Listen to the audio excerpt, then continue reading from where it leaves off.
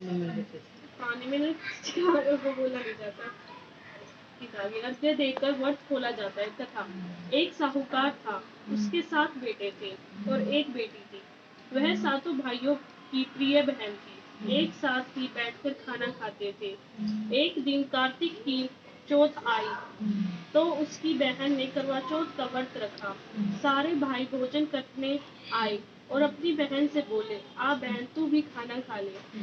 उनकी माँ बोली, आज ये खाना नहीं खाएगी, इसका करवा चौथ का व्रत है, जब चांद निकलेगा तभी खाना खाएगी। तो उसके भाइयों ने छल कपट से जंगल में आग जलाकर छलनी में से चांद दिखा दिया।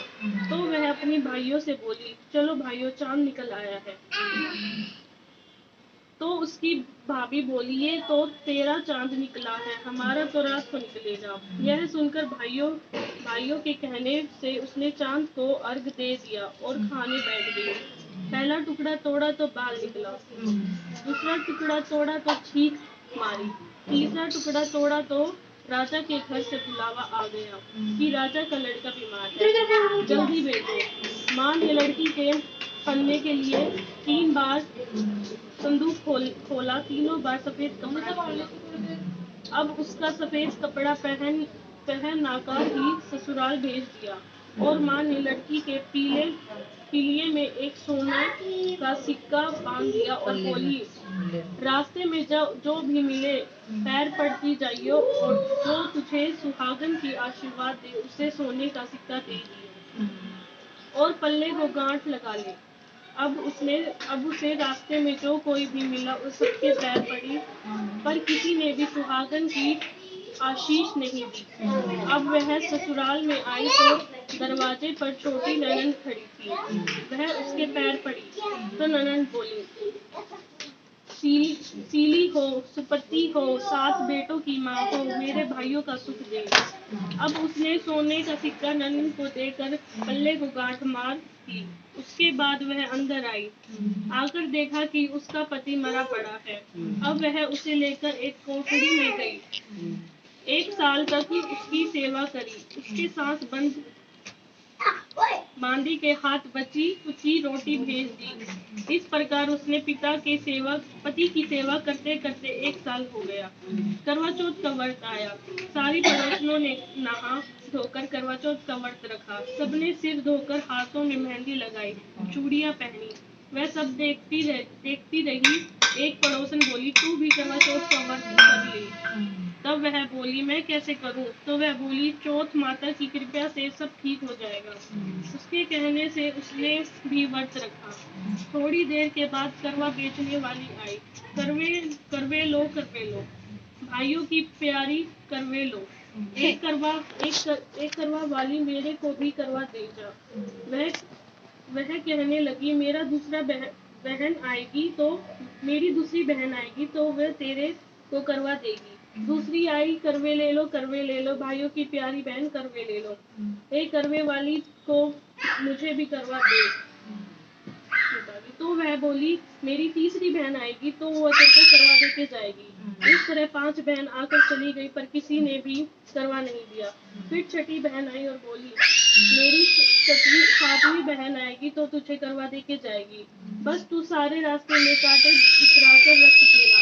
जब वह खूब चिल्लाती हुई आएगी तो उसके पैर में कांटा चुभ जाएगा। तब तू सुई लेकर बैठ जाना और उसके पैर पकड़कर छोड़ना मत। और उसके पैर का कांटा निकाल देना तो वह तेरे को आशीर्वाद देगी। भाई जियो साई जियो। जब वह तुझे आशीर्वाद देगी तो तू उसे करवा मांग लेना, तब वह तुझे करवा दे जाएगी। फिर तू उज्जवल करना जिससे तेरा पति अच्छा हो जाए। अब उसने वैसे ही किया। सारे रास्ते में कांटे बिछा दिए। जब वह करवा लेकर खूब चिल्लाती हुई आई तो उसके पैर में कांटा चुभ गया। उसने उसके पैर पकड़कर छोड़े नहीं और उसका कांटा निकाल दिया। तो उसने आशीर्वाद दिया। तब वह बोली, जब तूने मुझे आशीर्वाद दिया तो करवा भी देकर जा। तो वह बोली, तूने तो मुझे ठग लिया। यह कहकर उसने उसके करवा दे दिया। अब करवा लेकर उसने उचमन की तैयारी की। व्रत रखा, राजा का लड़का ठीक हो गया और बोला, मैं बहुत सोया। वह बोली, सोए नहीं, 12 महीने हो गए तेरी सेवा करते करते। 12 महीने हो गई तेरी सेवा करते करते। फिर उसने चौथ माता का उचमन अच्छी तरह से किया। अब उसने चौथ माता की कहानी सुनी और उचम दिया। अब वह दोनों चौपाड़े चौपा अब वह दोनों चौपाड़ा लेकर खेलने लग गए। चौपड़ लेकर खेलने लग गए।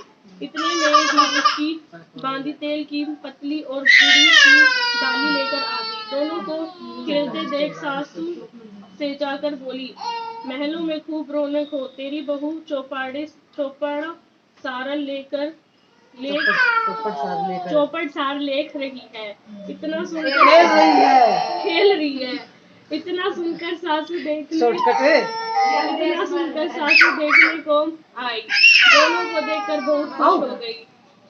बहू ने सासू के पैर दबाए और सासू बोली, बहू सच सच बता, तूने क्या किया। उसने सारा हाल अपनी सास को बताया तो राजा ने सारे शहर में ढिंढोरा पिटवाया कि अपने पति की जीवन सुरक्षा के लिए अब पहले करवा चौथ का व्रत रखें। पहले करवे को अपने पीहर में जाकर उचमुख करें। ये चौथ माता जैसे राजा के लड़के को जीवन दान दिया, वैसे सब किसी को दान देना। कहानी सुनते समय कटोरे में चावल ले